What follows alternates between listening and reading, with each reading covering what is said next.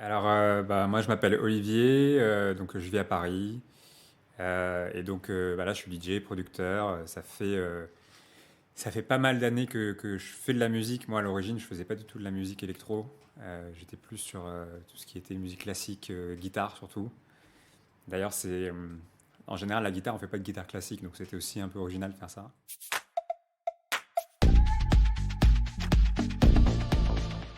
Hobby, en fait, c'est mes initiales en anglais. Donc moi, je m'appelle Olivier Benaïm, et donc O-B, Hobby. J'essaie de le rendre un peu original, et voilà. Comment j'ai débuté en fait, j'ai commencé à... Enfin, c'est très dur de commencer la musique électro, on sait jamais comment débuter, quoi toucher. En plus, ça a l'air très compliqué, il y a plein de logiciels. Je sais pas, je me suis mis sur Ableton parce qu'on m'a dit que Ableton c'était le logiciel de référence. Donc j'ai commencé, j'ai vu la plateforme, je me suis dit, waouh, c'est quoi ce truc, je vais jamais y arriver. Et en fait, on y arrive, mais en galérant, quoi. Je pense, hein. Enfin, moi, je sais pas ce que pensent les autres DJ, mais moi, je sais que j'ai appris Ableton en galérant, en regardant des tutos à n'en plus finir. Et je pense que le seul truc qui fait qu'on tient, c'est si on est vraiment passionné. C'est la passion de la musique, moi, qui me poussait à tenir malgré la difficulté du truc, de manger des tutos tout le temps et de rater mes trucs. Et voilà, donc c'est vraiment comme ça que j'ai appris.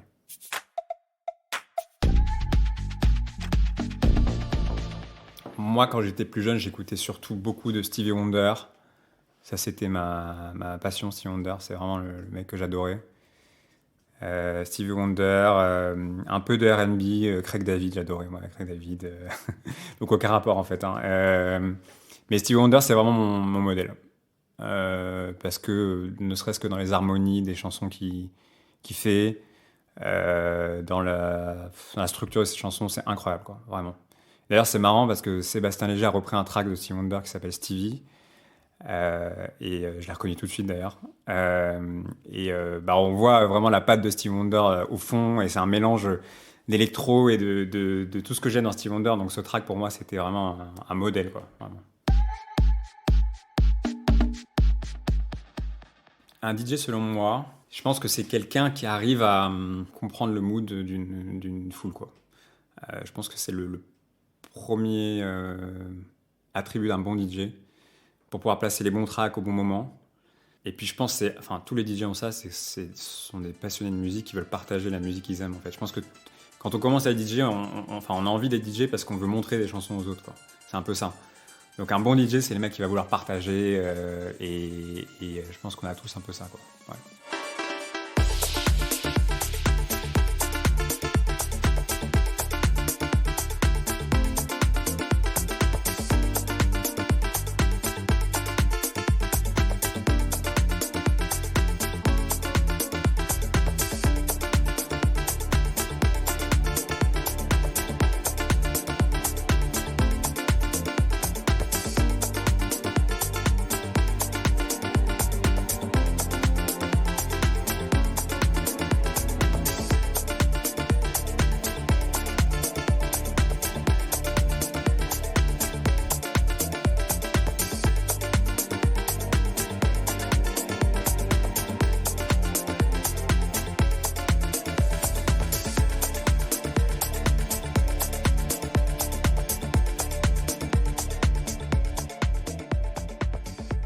Moi, c'est un track que j'ai commencé, je crois, en 2000.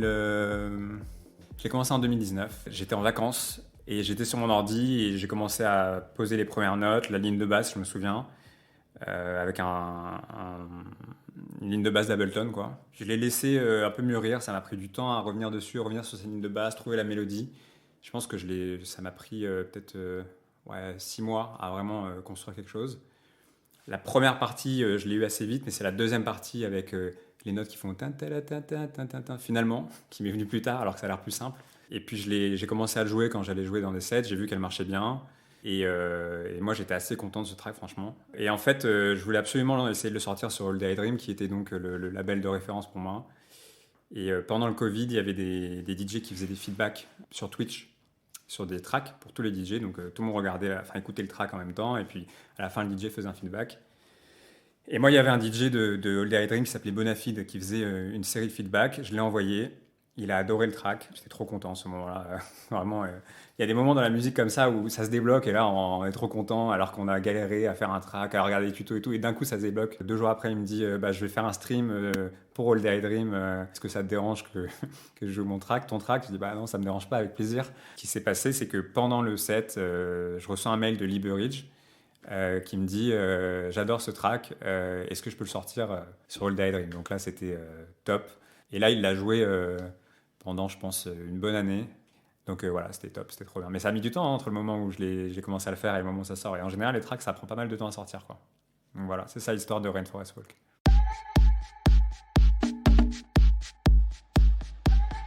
Produire, sans hésiter. Bah, je pense déjà par rapport à mon tempérament, moi, je suis plutôt introverti quand même. Et j'aime pas trop être sur le devant de la scène. Et puis après, parce que quand on mixe, on n'a pas le droit à l'erreur. Parce qu'on met la musique pour je sais pas combien de personnes.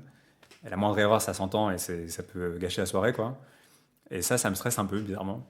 Alors que quand je suis chez moi et que je fais mes productions, bah là, j'ai le droit à l'erreur 100 fois. Et donc, je suis tranquille et ce stress en moins, il me permet d'être plus créatif.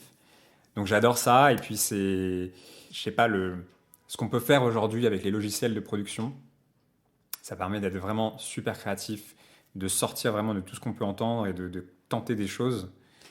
Et c'est ça ce que j'adore en fait, c'est tenter des choses. Et on peut pas le faire en live, ça, on peut pas tenter vraiment quoi. Donc voilà, après mixer, c'est un truc que j'aime bien faire quand même parce que évidemment, on produit des tracks pour qu'ils soient joués en boîte, pour que les gens dansent. Donc quand on voit le résultat, en fait, c'est incroyable. C'est vrai que quand je mets mes tracks et que je vois qu'ils fonctionnent, le meilleur moment, c'est quand je mets des tracks qui sont pas sortis pour les tester et que je vois qu'ils fonctionnent. Ça, c'est trop bien quoi. Mais bon, quitte à choisir, je pense que je ferai que de la prod.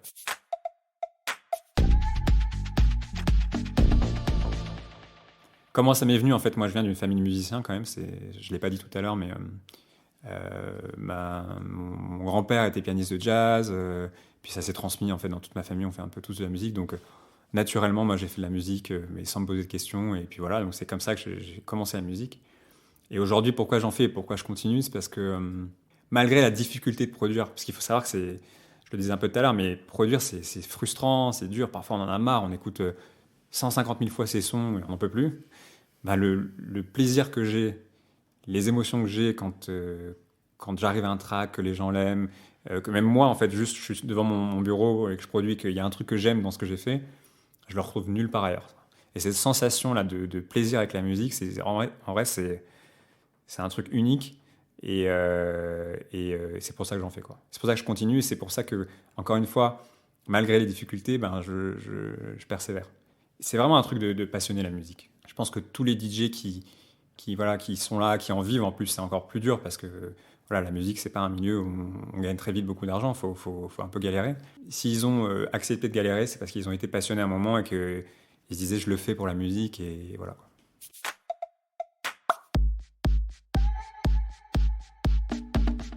Inspiration sur la musique en général, tout genre.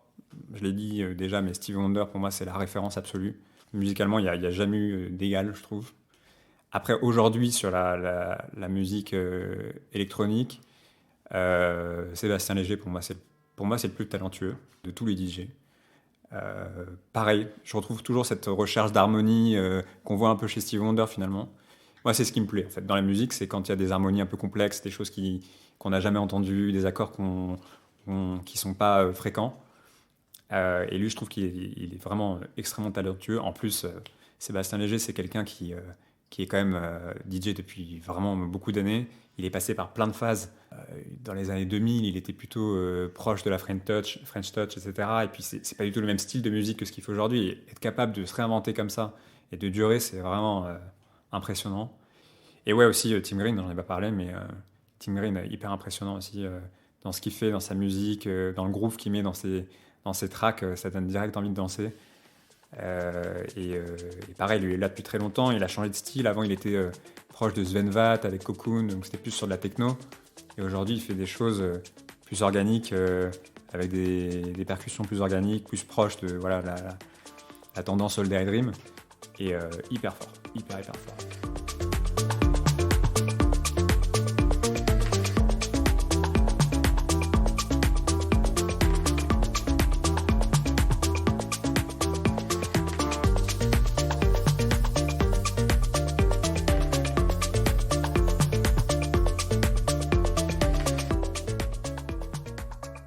Alors, Synesthesia, je l'ai faite un peu plus tard que Rainforest Walk. Toujours dans cette inspiration des DJ que j'ai mentionnés. Ce que je trouvais incroyable dans leurs tracks, c'est que c'est des mélodies très simples, qu'on retient, qu'on a envie de chanter. Ou qu'on peut chanter en tout cas. Et je me suis dit, il me faut une mélodie très simple, en quelques notes, qu'on peut chanter. C'est difficile de faire des choses simples en musique, vraiment. Donc, je me suis pris la tête à faire quelque chose de simple. Et j'ai juste commencé par la basse, pareil. En général, quand je fais mes tracks, je commence par les drums. Ça, c'est inspiration diverse sur le moment, ça va assez vite. Et après, je mets la basse. Et la basse, vraiment, les notes qui font... Voilà, ces notes-là, je les ai trouvées, à force de persévérer pour trouver des mélodies simples. Et derrière, j'ai voulu faire une structure un peu originale où il y avait en fait 2 mouvements, quoi. Donc il y a une première mélodie et une deuxième mélodie. Et c'est là où j'ai cherché des harmonies un peu plus compliquées. Et c'est là, je pense ça vient de mes inspirations. J'essaie de coller à ça, à chercher des suites d'accords qui sont un peu originales. Et à l'époque, j'étais en contact avec Tim Green, et il a adoré Synesthesia. Il l'a joué un peu partout aussi, pareil. Et je l'ai envoyé à Tim Green. Et puis derrière, il l'a signé sur son label, et du coup, elle est sortie. Ce qui est amusant, c'est qu'en fait, quand elle est sortie, Sébastien Léger, il l'a adoré. Donc il m'a écrit, et puis il l'a joué, et puis ça a encore donné de la visibilité à la track. J'ai eu des vidéos incroyables sur le drop de Synesthesia. Donc pareil, là, j'ai adoré. Et du coup, ça m'a permis de rentrer en contact avec Sébastien Léger.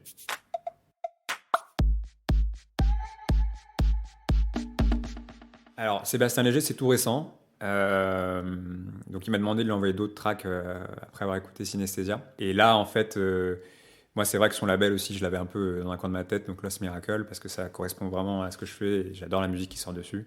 Je trouve que c'est un label incroyable parce qu'il est assez sélectif dans les musiques qui sortent. Et ça prend du temps, il n'y a pas plein de releases par an, mais ce qui sort, franchement, tout ce qui sort dessus, c'est vraiment très solide. Et donc en fait, quand il m'a demandé quelques tracks, je lui en avais quelques-unes. Voilà, il est dur à convaincre, hein. Il prend le temps, il les joue. En fait, lui, sa façon de faire, c'est qu'il les écoute. Il les joue en club pendant un moment, il voit si ça fonctionne. Bon, moi, j'ai eu de la chance, il y en a une qu'il a bien aimée. Donc il a commencé à la jouer. D'ailleurs, on peut l'entendre, je crois, dans son set... Il a fait un set back-to-back avec Roy Rosenfeld dans une soirée qui s'appelle Gardens of Babylon, c'était à Amsterdam. Et c'est la track qui ouvre le set, donc trop cool aussi parce que ça donne de la visibilité à la track. Et du coup, celle-là, elle va sortir sur Lost Miracle. On n'a pas de date exacte, on attend encore un peu. Il faut aussi que j'en fasse une autre, donc autre degré de pression, parce qu'il faut que j'en sorte une autre. En vrai, j'en ai quelques-unes là sur lesquelles je travaille. J'espère que ça va fonctionner, et puis j'espère que du coup, il y aura un EP sur Lost Miracle. Parce que rien n'est signé encore, hein. Donc j'espère que je pourrai faire l'EP d'ici la fin de l'année.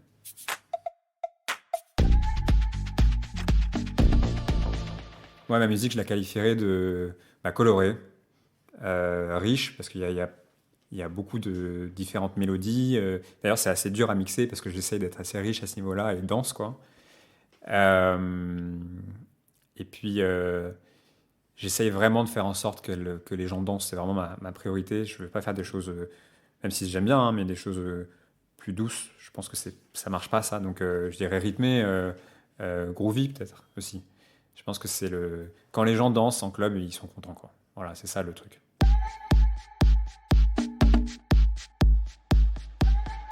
Beaucoup de gens trouvent que je ressemble à Roy Rosenfeld, parce qu'on a un peu le même type. Voilà, je suis brun avec de la barbe, voilà.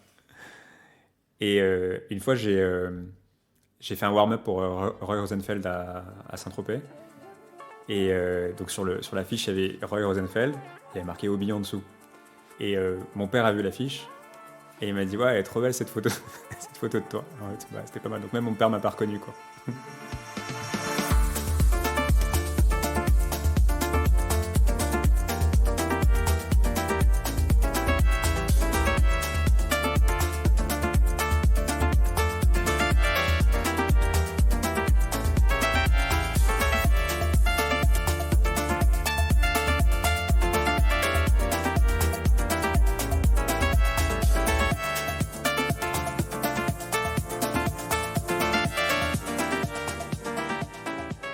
C'est un track qui va sortir sur un label qui est français et qui est d'ailleurs plutôt à l'origine orienté pop et moins électro, mais qui s'ouvre à l'électro. Il s'appelle Groover Obsession. Donc Groover, c'est une plateforme en France en fait qui permet aux artistes de faire leurs promos, surtout aux indépendants, qui marche super bien. Et en fait, ce track-là, c'est un mélange de plusieurs styles parce qu'il est électro au sens où il y a un kick lourd, voilà, un snare, hi-hat, etc. et qui fait bouger, mais il y a pas mal de vocales dedans. Et je l'ai fait avec une artiste qui s'appelle Reb, qui est super talentueuse, qui a une voix incroyable. Et on a mélangé nos deux styles. Elle est plutôt sur de la pop. Et on a dit on verra bien ce qui se passe. Et moi j'adore le rendu parce que c'est original, parce que ça fait vraiment un mélange de nos deux styles. Il y a même une structure un peu originale. Donc moi quand je l'ai envoyé à des labels électro, ils m'ont dit ah, il y a un peu trop de vocales. Elle, quand elle en parlait à des gens plutôt dans la pop, ils disaient bah c'est un peu trop électro. Donc là on a un bon mélange des deux. Moi finalement j'étais un peu content qu'on nous dise non, parce que ça veut dire ça fit, ça rentre dans aucun genre, quoi. Et en fait je crois que j'avais voulu faire de la promo sur ce titre, ou la pitcher sur Groover, justement la plateforme de promotion. Et Groover a écouté le titre. Et ils m'ont dit, ah, en fait, on adore ce titre. On a un label qu'on a sorti, qu'on a créé il y a un peu moins d'un an, qui essaie d'être vachement éclectique. Donc, est-ce que ça vous intéresse qu'on le sorte? Donc, on était hyper contents, parce que je pense que c'est vraiment la bonne maison pour ça. Et ce titre, il va sortir normalement. Alors, on hésite entre deux dates, mais c'est soit juste au début de l'été, donc en juillet, soit à la rentrée. Mais il y a plus de chances que ce soit à la rentrée quand même. Et c'est un track qu'on peut écouter dans certains de mes sets que j'ai mis, je l'ai joué plusieurs fois.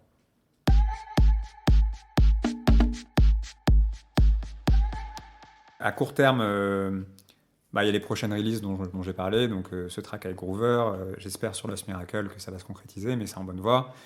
Il y a aussi quelques dates là cet été, notamment je vais jouer à Paris, à Orbe. C'est des soirées sur des bateaux.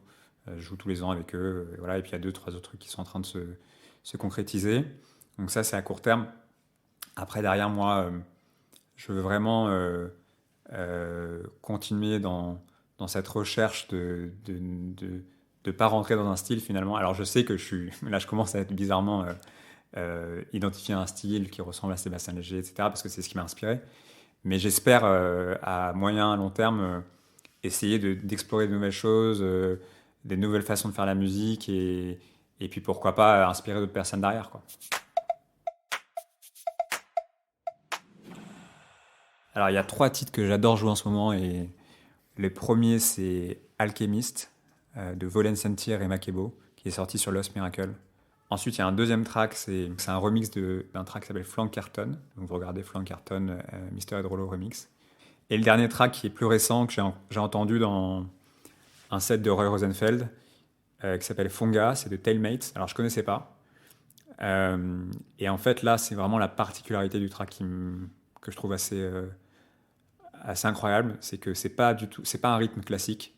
Il y a le rythme qui est un peu syncopé de temps en temps avec 2 kicks qui arrivent à certains moments, on s'y attend pas. Et en fait, ça donne un groove de fou, quoi. Et le track est assez répétitif en plus. Et en fait, on se laisse entraîner dans la répétition et dans le track. Et il est assez long, mais on s'en rend pas compte. Super nouveau, je trouve, dans ce qu'on entend.